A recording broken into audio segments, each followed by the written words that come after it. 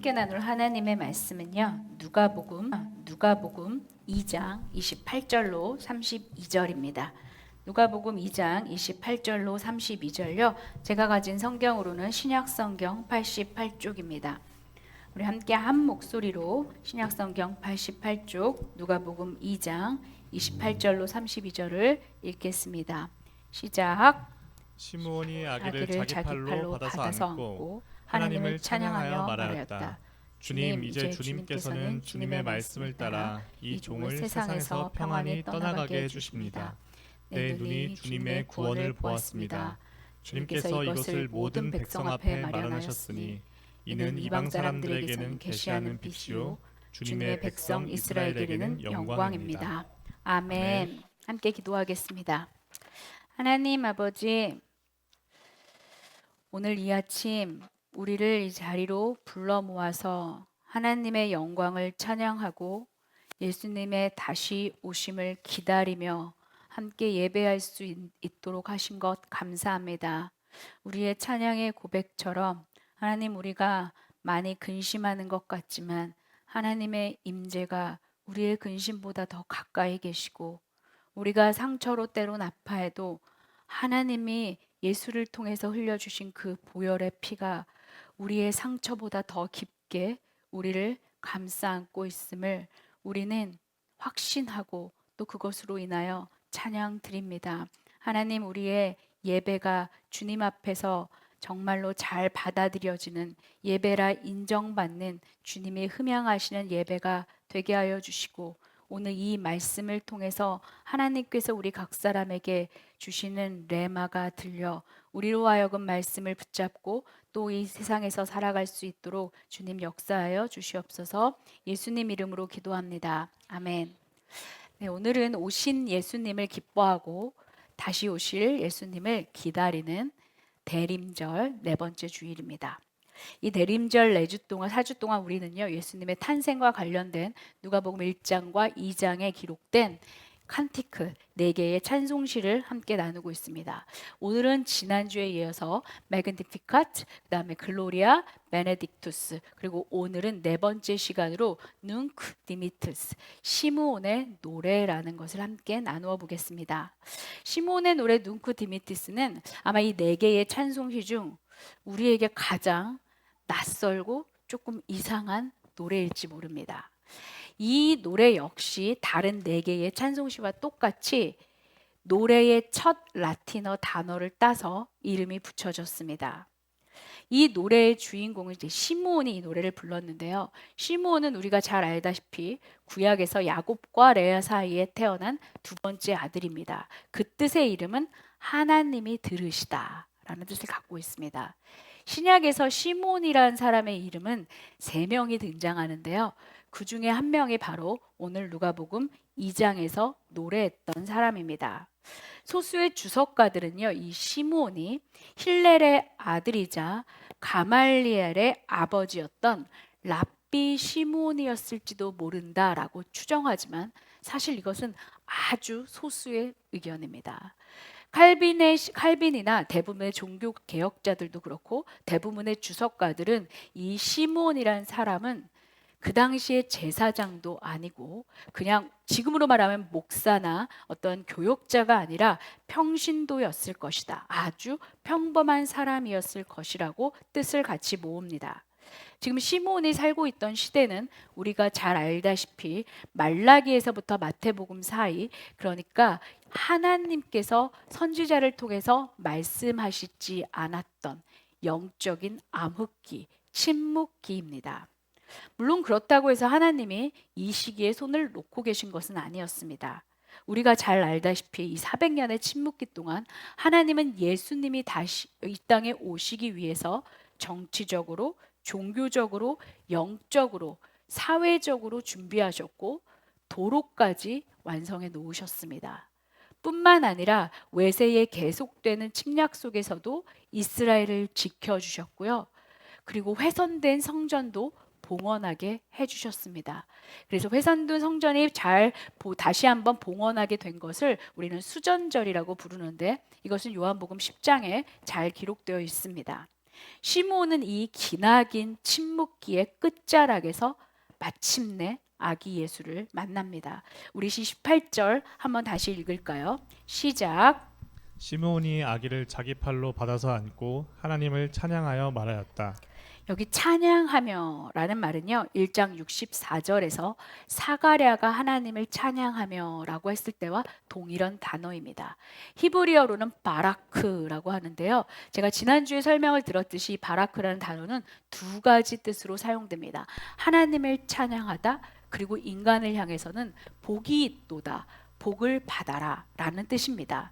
그러니까 원래 뜻은요 kneel down, 무릎을 꿇어 하나님께 경배하다, 예배하다 라는 뜻이지만 이 단어는 사람들에게는 복을 주시다, 복이 있을지어다 라는 개념으로 이어지는 겁니다. 이 말은요 모든 복의 주체가 하나님이고 인간으로서 하나님 앞에 kneel down, 경배하는 것이 진짜 복이다 라는 것을 우리에게 말해주고 있습니다.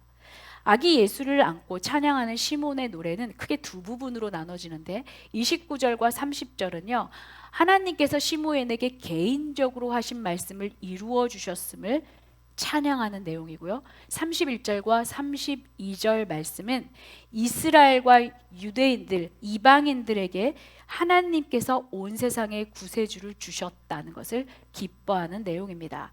먼저 29절과 30절을 한 목소리로 읽겠습니다. 시작. 주님, 이제 주님께서는 주님의 말씀을 따라 이 종을 세상에서 평안히 떠나가게 해주십니다.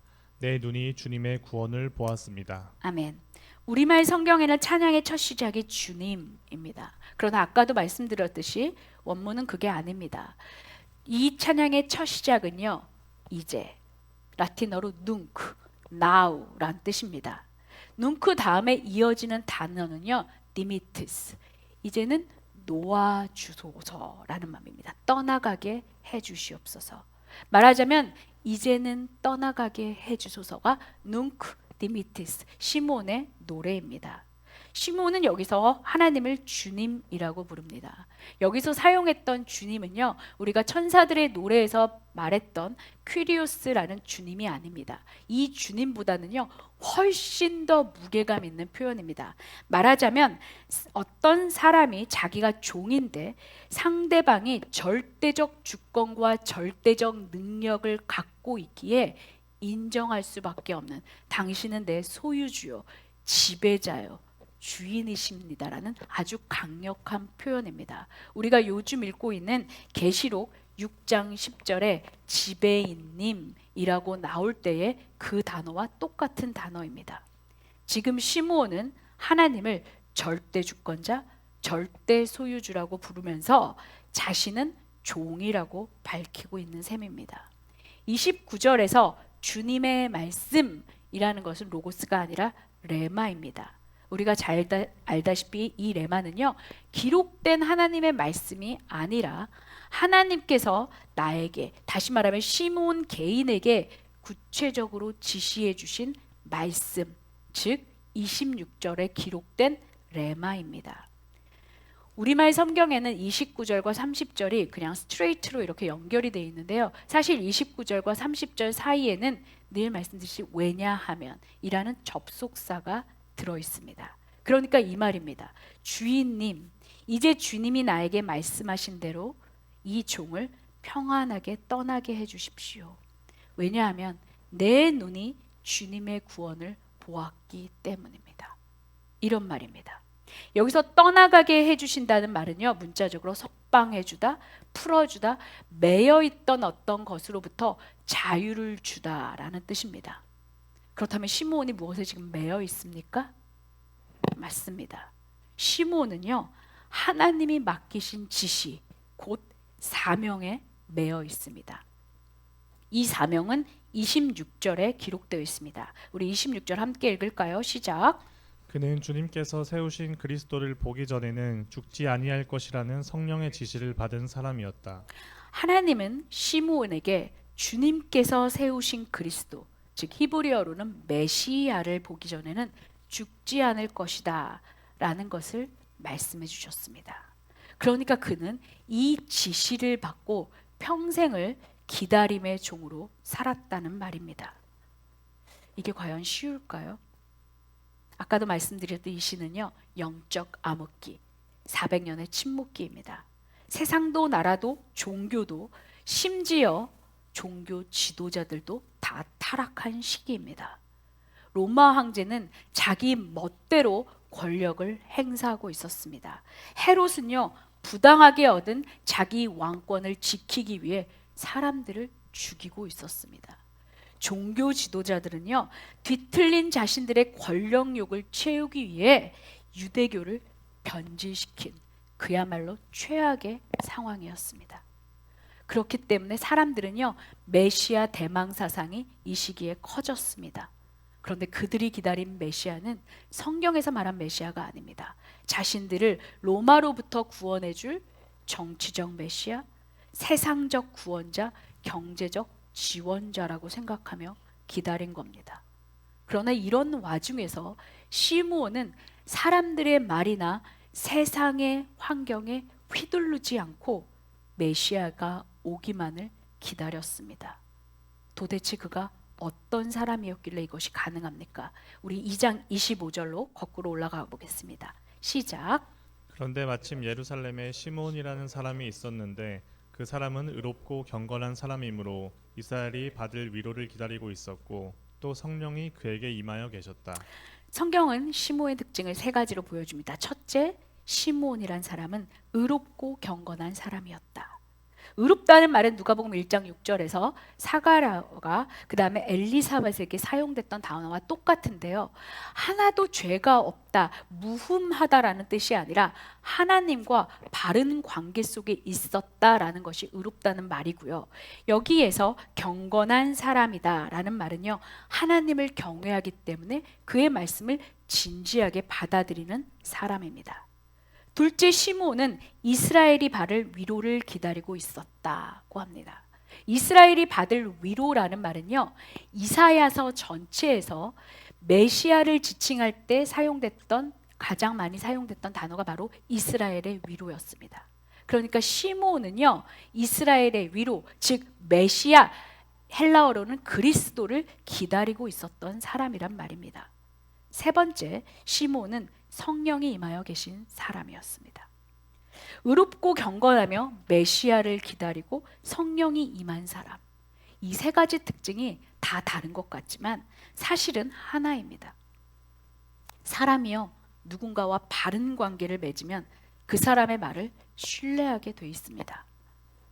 마찬가지로 하나님과 올바른 관계를 맺은 의로운 사람은 하나님이 하신 말씀을 허투루 듣지 않고 사람들 말보다 하나님 말에 무게감을 두고 살아갑니다. 이런 사람은요, 성령과 동행할 수밖에 없습니다. 성령은 하나님의 영이고 진리의 영이기 때문이죠. 성령이 하신 말씀은요, 우리 감정과 상황과 형편에 따라 변하지 않습니다. 쉽게 요즘은요, 하나님 음성 들었어, 성령이 나한테 이렇게 말했어, 이런 말을 너무 쉽게 하는 시대에 우리는 살고 있습니다.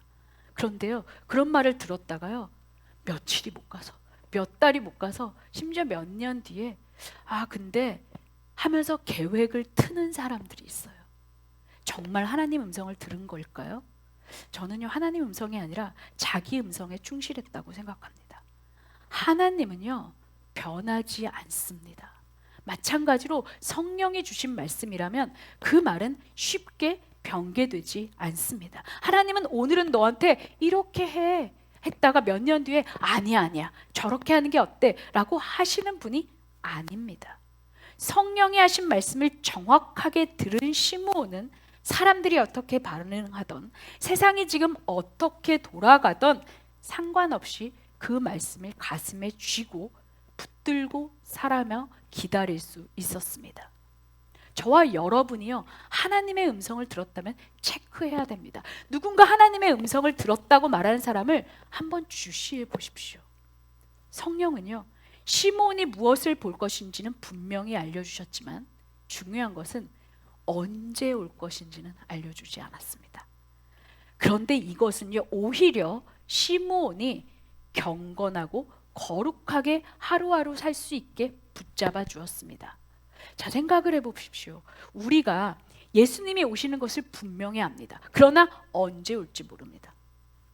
그렇다면 오늘 올지, 내일 올지, 바로 몇 시간 뒤에 올지, 모레 올지 모른다면 오늘을 허투루 살 수 있을까요? 정말 오실 것을 믿는다면 언제 오실지 모르기 때문에 우리는 더 거룩하게 살 수밖에 없습니다. 시므온이 똑같았다는 말입니다. 그러니까 하나님이 예수님이 언젠가 오실 거야 라고 말하고요, 자기 욕심을 채우는 사람은요, 생각해 봐야 돼요. 예수님이 진짜 오는 거를 내가 믿고 있나? 언제 오실지 모르는 것은요, 하나님이 우리에게 베풀어 주신, 거룩하라고 주신 또 하나의 좋은 도구가 됩니다. 하나님 앞에서 의롭고 경건하게 살았던 시므온에게는 성령이 함께 하셨고, 그렇게 하루하루를 살아가며 살던 어느 날, 시므온의 눈앞에 그토록 기다렸던 이스라엘의 위로인 메시아 그리스도가 나타납니다. 우리 27절 읽을까요? 시작. 그가 성령의 인도로 성전에 들어갔을 때 마침 아기의 부모가 율법이 정한 대로 행하고자 하여 아기 예수를 데리고 들어왔다. 자, 성경이 시몬을 소개하면서 반복되는 단어를 보셨습니까? 25절에 성령이 그에게 임하여 계셨다. 26절 성령의 지시를 받았다. 27절 성령의 인도로 성전에 들어갔다. 그러니까 시므온은요, 거룩한 영이신 성령과 동행하며 하루하루 살고 있는데, 어느 날 성령의 지시가 내려져서 죽기 전에 메시아를 두 눈으로 볼 것이라고 했고, 그 지시를 받고 계속해서 성령의 인도를 받으며 살고 있던 그때 그가 또다시 성령의 인도로 성전에 들어간 겁니다. 그리고 그때 마침 아기 예수가 부모의 품에 안겨 들어옵니다. 지금 요셉과 마리아가 왜 성전에 들어갑니까? 우리 27절 자세히 보시면요, 율법이 정한 대로 행하고자 하여. 유대인들은요, 아기가 태어나면 세 가지 의식을 행했습니다. 할례와 정결 예식, 그리고 헌신 예식입니다. 요셉과 마리아 역시 우리가 읽지는 않았지만 21절에 낳은 지 8일째에 할례를 행하려고 할례식을 했고요, 그 자리에서 천사가 말해준 대로 이름을 예수라고 부릅니다. 그리고 22절과 23절의 기록대로 태어난 지 40일이 지난 후에 정결례와 함께 헌신 예식을 드리기 위해 이제 성전에 들어간 것입니다. 보십시오. 여기에도 반복되는 단어가 있어요. 22절 모세의 법대로, 23절 주의 율법에 기록된 바, 24절 주님의 율법에 이르신 바, 27절 율법이 정한 대로. 말이 안 됩니다. 만왕의 왕이요, 만군의 주이신 예수님의 부모가 어떤 특권도 누리지 못하고 똑같이 레위기 12장에 기록된 율법을 모두 지키고 있습니다. 오늘을 사는 우리에게는 이해가 안 돼요. 조금만 올라가고요, 교회에서 조금만 지도력을 가져도요, 마음껏 혜택을 누리는 시대에 우리는 살고 있습니다. 그런데 이들이 무슨 혜택을 받아서 부자가 된 겁니까? 우여곡절 끝에 만왕의 왕인 예수를 낳았지만 여전히 그들은 비둘기밖에 드릴 수 없는 가난한 부부로 살고 있습니다. 이것은요, 예수를 믿으면 영생도 없고 세상적으로 복받는다는 우리의 잘못된 가치관을 여지없이 무너뜨립니다. 목사가 되면, 한교회 담임 목사가 되면 이 정도쯤은 해야 돼 라는 우리의 당연한 논리를요, 무너뜨린다는 겁니다. 정신을 차려야 합니다. 요셉과 마리아는요, 39절 기록대로 율법에 규정된 모든 일을 마쳤습니다. 어떤 면죄권도 특권도 혜택도 없이 그들에게 주어진 할례식, 정결의식, 헌신의식을 똑같이 행했습니다. 찰스 스윈돌 목사님의 누가복음 인사이트라는 책에서 요셉과 마리아를 예를 들면서 목사님이 이렇게 말합니다. 오늘날 우리가 세무조사를 받는다 해도, 사설 탐정이 우리의 뒷조사를 한다 해도, 우리의 모든 컴퓨터 사용이 기록된다고 해도 우리는 깨끗해야 합니다.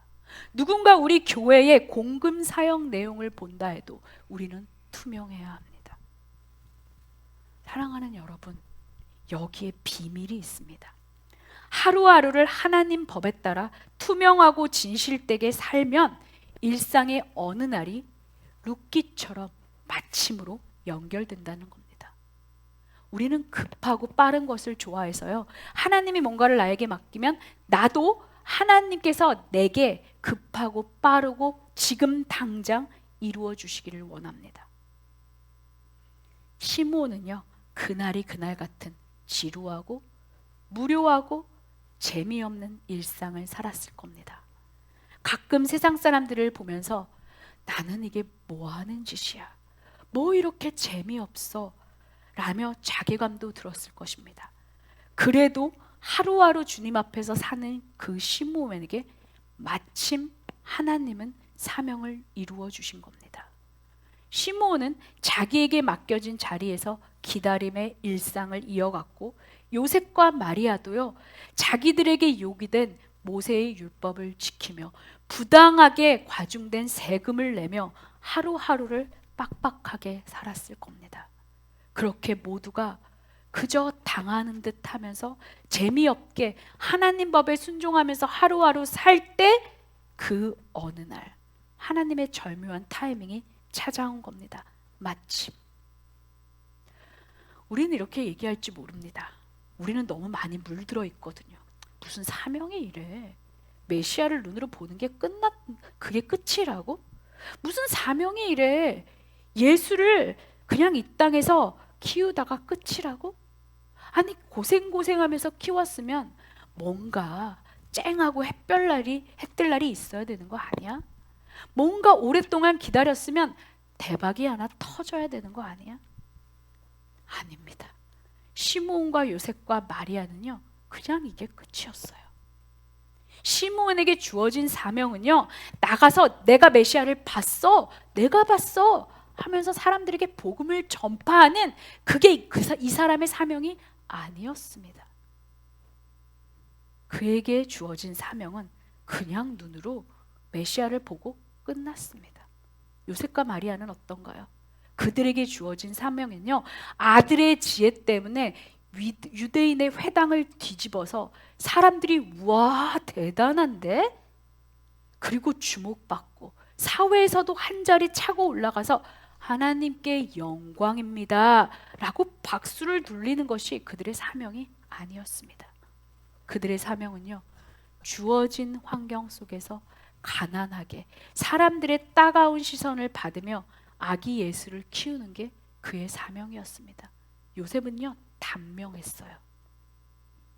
그러나 그들이 이것이 사명이었기 때문에 이것은 그들에게 가장 가치 있고 값진 것이었습니다. 그래서 이들은 충실하게 모든 것을 걸고 하루하루 평생 동안 이 일을 하며 살았습니다.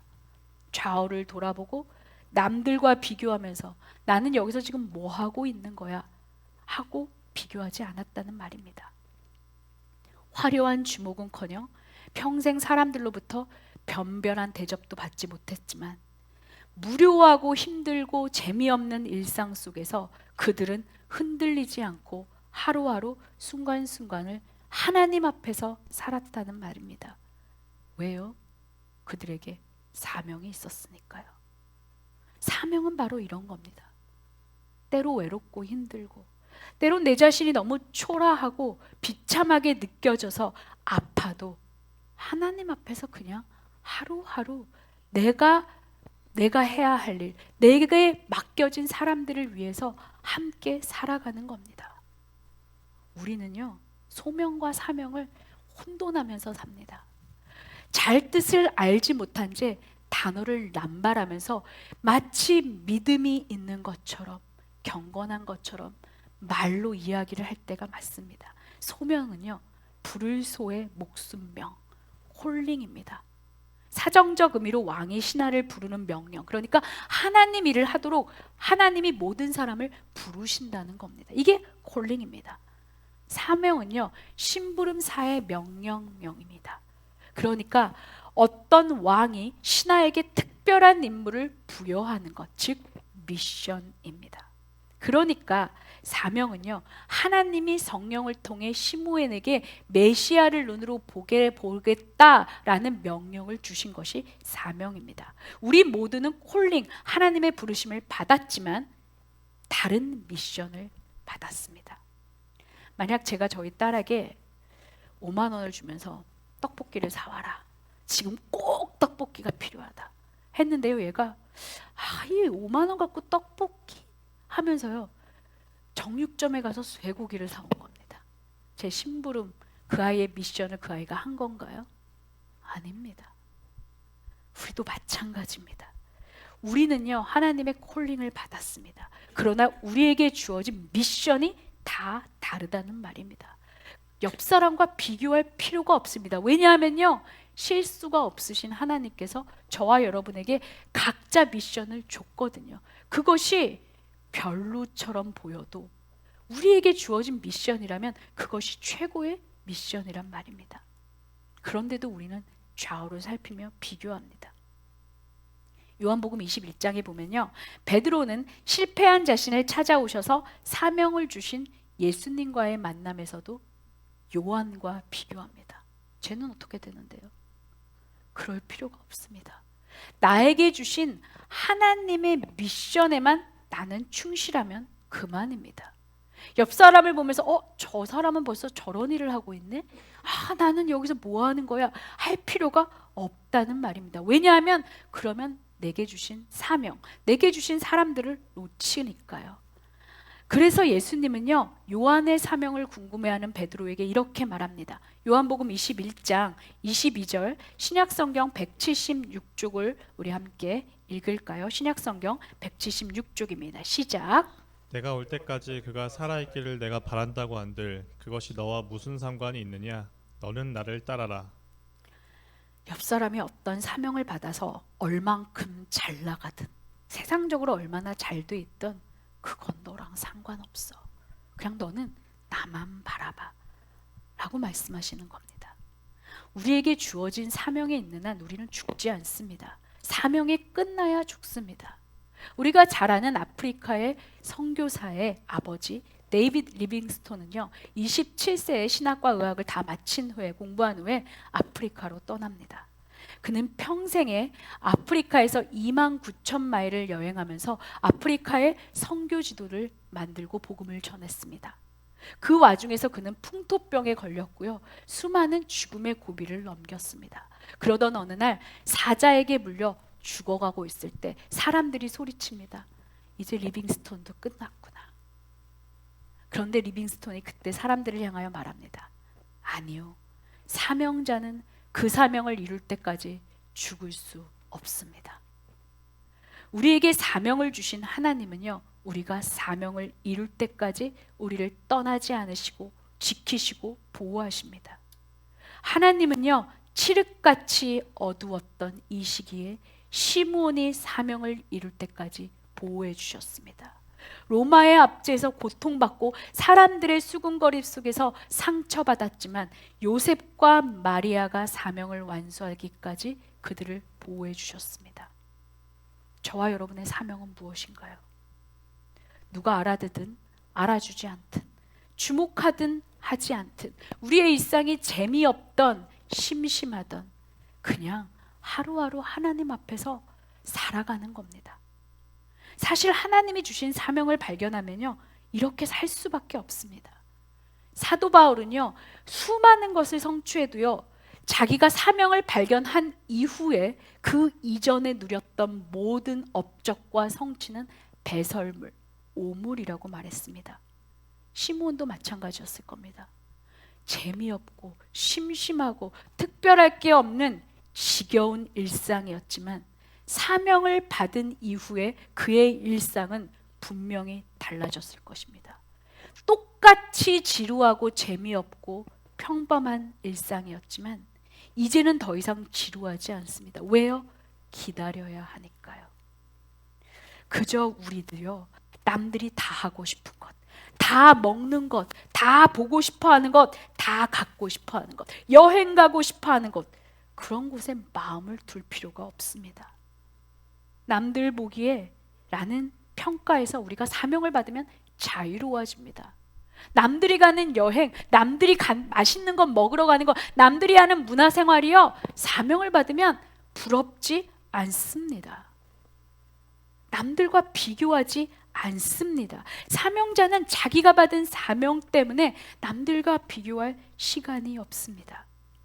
어쩌면요, 내가 남들보다 조금 더 가진 것, 조금이라도 더 잘하는 것, 남들보다 더 마음이 가는 것, 남들이 보지 못하는 것을 보는 것, 남들보다 내 마음이 더 설레는 그것이 어쩌면 하나님께서 저와 여러분에게 주신 사명일지 모릅니다.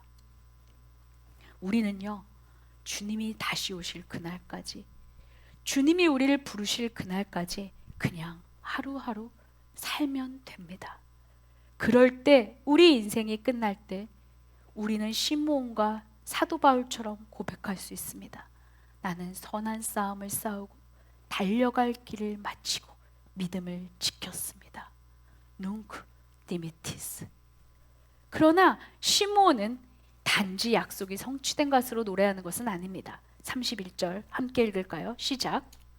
주님께서 이것을 모든 백성 앞에 마련하셨으니. 여기서 이것이 가리키는 건요, 시므온이 안고 있는 아기 예수입니다. 하나님께서 아기 예수를 모든 백성을 위해 마련하셨다. 구원의 주체는 하나님입니다. 시므온은 25절 기록대로 이스라엘의 위로를 기다렸습니다. 그런데 지금은요, 뭐라고 고백합니까? 모든 백성. 성령 충만해서 하나님 앞에 하루하루 살아가면요, 자기, 나, 내 민족, 내 나라, 내 교회, 이렇게 편협해질 수 없다는 말입니다. 안타깝게도요, 한국은요, 유독 대교회 개교회주의에 너무 휩싸여 있습니다. 물론 우리는요, 내가 다니는 교회를 사랑해야 하고요, 내가 다니는 교회를 귀히 여겨야 합니다. 그러나 그것을 넘어서 내 교회만이 최고야 라는 개교회주의, 우리 교단이 제일 최고야 라는 교단 우월주의는요, 주도하나요? 믿음도 하나요? 세례도 하나요? 하나님도 하나이심을 고백하는 크리스찬들 입에서는 나올 수 없는 말입니다. 하나님이요, 내 교회만 핏값으로 사신 게 아닙니다. 내가 다니는 교회는 인류고 저 사람이 다니는 교회는 이류라는 취급은요, 뭔가 잘못해도 한참 잘못된 겁니다. 예수님은요, 이 땅의 모든 교회의 머리이십니다. 크던 작던, 초라하던 가난하던 부유하던 모든 교회의 머리이시고요, 우리는요, 각자의 형편이 어떠하든 예수님 안에서 모두 연결된 거룩한 공예입니다. 우리가 매주 사도신경을 고백하면서도 이렇게 내 교회주의에 빠져 있다는 건요, 뭔가 말이 안 되는 것이란 말입니다. 많은 교회들이요, 제자 훈련을 합니다. 꼭 해야 합니다. 맞습니다. 말씀을 가르치고 경건의 훈련을 하고 삶을 나누는 것은 필요합니다. 그러나 예수님은요, 제자 훈련을 내 교회, 나에게 묶어두려고 하신 것이 아닙니다. 제자 훈련의 목적은 성도들을 훈련시켜 세상의 빛과 소금으로 파송시키기 위함입니다. 많은 교회들이 제자 훈련을요, 교회의 임직자 프로젝트, 교회의 봉사자 프로그램으로 한정시키는 것은 잘못된 겁니다. 교회 안에서의 일꾼이 아닙니다. 심지어 어떤 목사님들은요, 제자 훈련 사람들과 몇 년째, 어쩔 때는 수십 년째 관계를 유지하면서 그 사람을 자기에게 묶어두고요, 심지어 그들에게 스승 대접을 받으려고 합니다. 삶을 나누는 건 좋죠. 그런데 마태복음 23장 8절에서 예수님은요, 스승은 오직 한 분이다. 우리는 모두 형제 자매다 라고 말씀하십니다. 존 스타트 그 책에 살아있는 교회라는 책이 있는데 거기서 이렇게 말합니다. 우리는 세상에서 섬기도록 부름받은 하나님의 교회입니다. 그는 말합니다. 우리가 목회자들만 불러서 섬기는 게 아니라 하나님은 당신의 모든 백성을 부르셔서 교회 안에서든 세상 밖에서든 섬기게 하신다는 말입니다. 우리가요, 내 교회만을, 교회 사역만을 강조하면 하나님 나라의 관점을 잃어갑니다. 성령 충만하면요, 시므온처럼 내 교회 주위에 머물 수 없습니다. 이제 32절을 볼까요? 마지막입니다. 32절 읽겠습니다. 시작. 이는 이방 사람들에게는 계시하시는 빛이요 주님의 백성 이스라엘에게는 영광입니다. 자, 여기서 이는 여기서 가리키는 것은요, 똑같습니다. 시몬이 안고 있는 예수, 즉 하나님께서 모든 백성을 위해 마련하신 구원입니다. 시므온은 예수님을 두 단어로 설명합니다. 첫째, 하나님이 이방인들에게 계시하신 빛이다. 이것은 이미 이사야서 42장 6절에 나와 있습니다. 우리 이사야서 42장 6절 구약성경 1019쪽 읽을까요? 시작. 나 주가 의를 이루려고 너를 불렀다. 내가 너의 손을 붙들어주고 너를 지켜주어서 너를 백성의 언약과 이방의 빛이 되게 할 것이니. 성령 충만한 시므온은 하나님의 마음을 알고 있습니다. 내가 안고 있는 예수가 단지 이스라엘의 위로만이 아니라 이방, 그 당시에 이스라엘들이 그렇게 혐오했던 이방 사람들까지에게도 비추는 빛이라고 선포합니다. 지금요, 어두운 시대입니다. 그렇지만 어두운 시대일수록요, 빛이신 예수님이 필요합니다.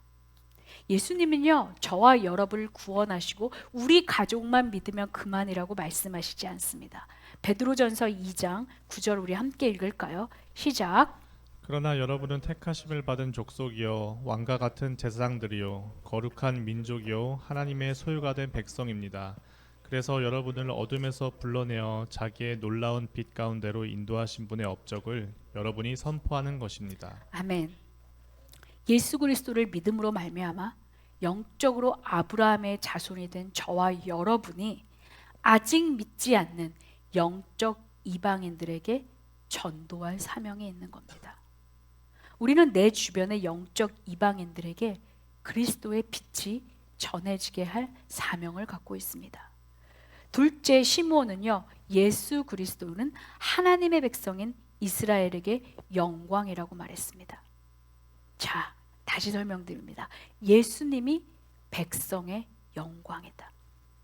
지금 시므온은 품에 안겨 있는 40일 된 아기를 영광이라고 선포합니다. 대단한 장군이나 대단한 가문에서 태어나서 이스라엘을 해방시켜 줄 것이기 때문이 아니라 그냥 이 아기 자체가, 이 예수님 자체가 이스라엘의 영광이라는 겁니다.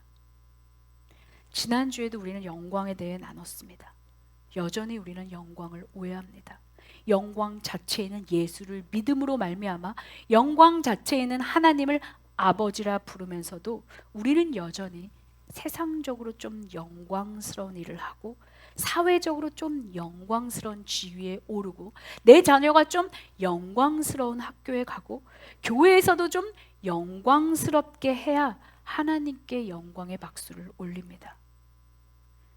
여전히 사람들 눈에 보이게 큰 일과 세일을 하고 눈에 띄게 높은 지위에 오르고 눈에 차게 예배당을 짓고 눈에 가득하게 많은 교인들이 몰려와야 하나님께 영광이 된다고 생각합니다. 근데 잘 생각해 보세요. 비행기를 타고 올라가면 올라갈수록요, 여러분 사람 키가 차이가 납니까?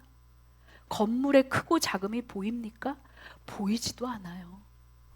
그깟 사람의 지위가 1단계에서 5단계로 뛴다고 하늘에 올라가면 보입니까? 그런데 비행기를 타고 가도 차이가 안 나는데 높이 계신 하나님께 교회 건물이 몇 층이 올라가고 사람의 지위가 사회적으로 얼마나 올라가는지, 교회에서 평신도에서 집사가 되고 장로가 되고 권사가 되는 게 진짜 상관이 있나요? 이게 하나님의 영광과 상관이 있냐는 말입니다. 엄밀히 따지면요, 그건 하나님께 영광이 아니라 나에게 영광인 겁니다. 겉으로는 하나님께 영광이라는 거룩한 영적 포장지로 포장해 놓고 사실은 세상의 영광과 성공을 은근히 계속 쫓고 있는 내 감추어진 욕망입니다. 예수 믿고 영생은 받았지만 그래도 예수 믿으니까 세상에서, 교회에서, 그리고 나라에서 뭔가 해야지 라는 생각은요, 내 뼛속까지 박혀있는 물질주의와 성공주의, 어느새 나도 모르게 다 쌓아 올려져 버린 기복신앙과 또 번영신학의 결합일지 모릅니다. 세상이 영광스러워하는 그것을 가지고 하나님이 영광 받으신다고 생각하면 안 됩니다. 그것은요, 웨스트민스터 신학교 교수 트루만의 말대로요, 십자가의 신학이 아니라 영광의 신학일 뿐입니다. 칼 트루만 교수는 이렇게 말합니다. 하나님을 인간적 방법으로 대하는 것 자체가 영광의 신학이다. 결국 이런 영광의 신학은 하나님이 아니라 인간에게, 인간의 능력에게 영광을 돌리게 되어 있다. 저와 여러분은 좀 생각해 봐야 합니다. 내가 십자가 신학을 가졌는가? 영광의 신학을 가졌는가? 영광의 신학은요, 중세 시대를, 그 카톨릭을 타락에 이르게 만들었습니다. 마찬가지로 이 영광의 신학은요, 이 땅의 교회들을, 그리고 저와 여러분을 타락하게 만들 것입니다. 예수님은 말씀하십니다. 마태복음 5장 16절입니다. 시작. 이와 같이 너희 빛을 사람에게 비추어서 그들이 너희의 착한 행실을 보고 하늘에 계신 너희 아버지께 영광을 돌리게 하여라. 아멘. 세상의 부와 높은 지위와 권세와 교인 수, 교인의 건물로 영광을 돌리는 게 아닙니다. 잘 보세요. 우리의 착한 행실, 내 안에 살아계신 그리스도, 착한 행실 두 가지를 통해 주께 영광을 돌리는 겁니다. 하나님은 영광 자체이십니다. 예수님도 영광 자체입니다. 그런데 세상적 성공, 사회적 지위, 재산의 부유, 사람의 명수, 건물의 크기로 하나님께 영광을 돌리는 것은 어쩌면 살아계신 하나님을 이용해서 내가 영광을 거머쥐고 싶은 내 영광 목록일지 모릅니다. 원하는 것을 손에 넣지 못하고 사람들이 주목하지 않는 인생을 살았다 해도요, 하나님이 주신 사명 하나 붙들고 하루하루 지루하고 평범하고 그저 그런 일생을 살아간다면 그것이 하나님이 인정하시는 영광스러운 삶입니다. 시므온도 그랬고요, 요셉도 그랬고 마리아도 그렇게 살다 갔습니다. 모두가 하나님이 주신 뜻을 살다가요, 재미없게 지루하게 일상을 보내다 이 땅을 떠났습니다. 그러나 하나님은 그들을 통해 영광을 거두셨고 그들이 천국문에 들어올 때 영광스럽게 맞아주셨습니다. 이제 말씀을 맺습니다. 시므온은 고백합니다. 눅 디미티스. 이 고백은요, 하나님 앞에서 하루하루 주어진 사명을 살아가며 최선을 다한 사람만이 할 수 있는 고백입니다. 시므온은 그리스도 메시아를 눈으로 본다는 사명을 받았지만 그것이 언제일지 모르기에 더 충실하게 오늘을 살았습니다. 지루하고 재미없고 특별한 것 없이 날마다 반복되는 일상이지만 기다림이 사명이었기 때문에 그는 하루하루를 지루함과 반복으로 채워가지만 경건하게 삽니다. 그러면서 자연스럽게 그는 당시 팽배했던 선민 사상으로부터 벗어났고 예수님이 이스라엘의 빛일 뿐 아니라 영광일 뿐 아니라 온 세상을 위한 비침을 선포했던 것입니다. 우리도 시므온처럼 주님의 다시 오심을 기다리는 백성들입니다. 시므온처럼 다시 오실 것은 알지만 언제 오실지는 모릅니다. 그러나 우리도 시므온처럼 하루하루를 이렇게 주 앞에서 경건하게 채워야 합니다. 남들이 나를 어떻게 보던, 세상이 내 삶을 어떻게 평가하든지 상관없이, 내가 어떻게 내 삶에 대해서 느끼는 것과 상관없이 그냥 하루하루 사명자로 주님 앞에 살아가면 됩니다. 주님이 내게 있으라고 한 자리, 주님 내게 맡기신 그 일, 내게 주신 부모, 배우자, 자녀들을 그들에게 충성하면서 충실하면서 살면 됩니다. 비교하면 안 됩니다. 옆집 남편은, 옆집 아이는, 저 사람은 비교하면요, 사명을 놓칩니다. 우리는 주님 다시 오실 때까지 그냥 가면 됩니다. 그래서 주님 만나는 그날 시므온처럼 저와 여러분도 노래할 수 있기를 원합니다. 눅 디미티스. 우리 함께 고백할까요? 눅 디미티스.